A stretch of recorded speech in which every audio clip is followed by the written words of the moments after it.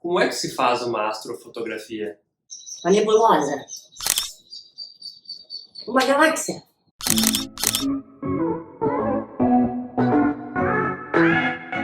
Primeiro que a gente não bate uma foto, são várias fotos batidas. E elas duram 1, 2, 5 minutos até, com o obturador aberto. E outro problema é que as estrelas não estão paradinhas no céu. Não tem como ficar segurando a câmera e acompanhar esse movimento na mão. Então não é só uma câmera que a gente utiliza.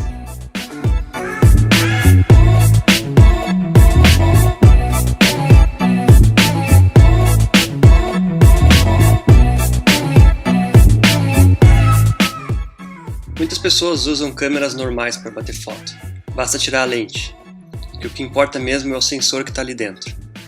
Mas eu vou usar uma outra câmera que é especial para astrofotografia. Essa câmera tem até uma refrigeração para baixar a temperatura dela e fazer melhores fotos. Eu também vou usar um filtro para poluição luminosa, para remover aquelas luzes que vêm da cidade, dos postes de luz e da lua.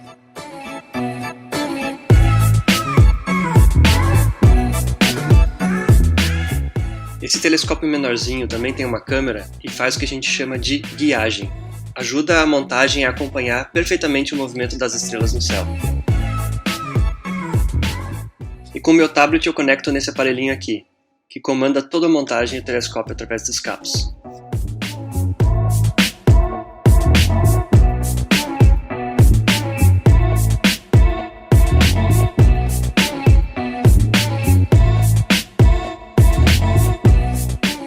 Uma etapa muito importante é o planejamento.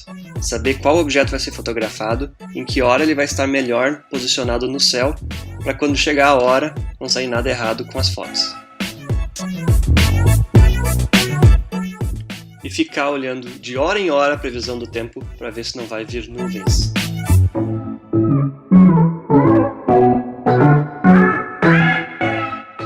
Quando finalmente as nuvens saem, é hora de fazer a calibração final.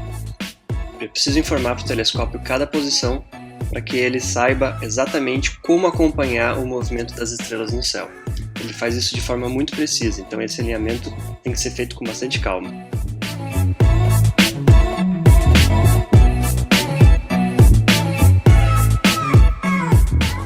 E antes de começar a bater as fotos, é preciso encontrar uma estrela bem brilhante para deixar o foco perfeito.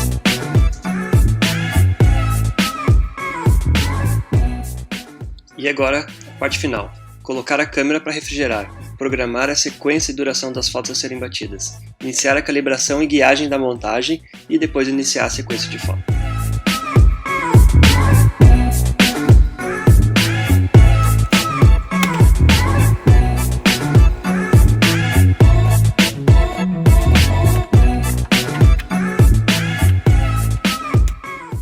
No final foram batidas mais de 100 fotos.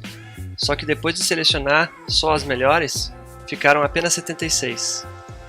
É preciso tirar as fotos que, por exemplo, passaram uma nuvem na frente, ou então ficaram tremidas por algum motivo, ou até mesmo que tiveram um satélite passando na frente da foto. E as fotos individualmente analisadas são extremamente fracas, elas são assim originalmente. Quando a gente faz um stretch, mal e mal dá para ver aqui um pedaço da nebulosa, a ponta do cone. E com uma técnica que a gente chama de empilhamento, podemos sobrepor as fotos uma em cima da outra e revelar o objeto final. Depois de uma série de trabalhos, todas as 76 fotos são unidas em uma foto só para dar um resultado parecido com esse.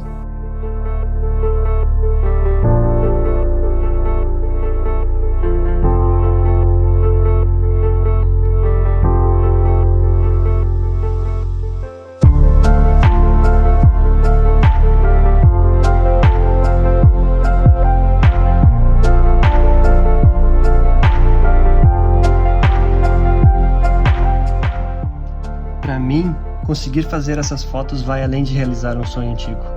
Existe uma conexão física entre cada foto e o objeto astronômico que aparece nela. Toda foto que eu faço, eu penso na jornada que aqueles pequenos fótons de luz tiveram que fazer, viajando por milhares ou até milhões de anos, até serem capturados pelo sensor da minha câmera. Saber disso cria em mim um sentimento de realidade, que aquilo realmente está lá, e que a gente faz parte disso. Poder contemplar esses imensos objetos tão grandes que superam nossa capacidade de compreender e ver que nossa existência aqui se trata de um tempo absurdamente mínimo se comparado com a escala do universo.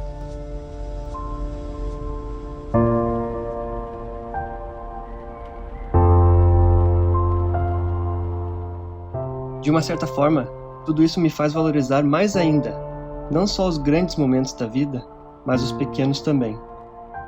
Aquela ínfima fração do tempo que temos a oportunidade de viver. Obrigado por me acompanhar nessa jornada.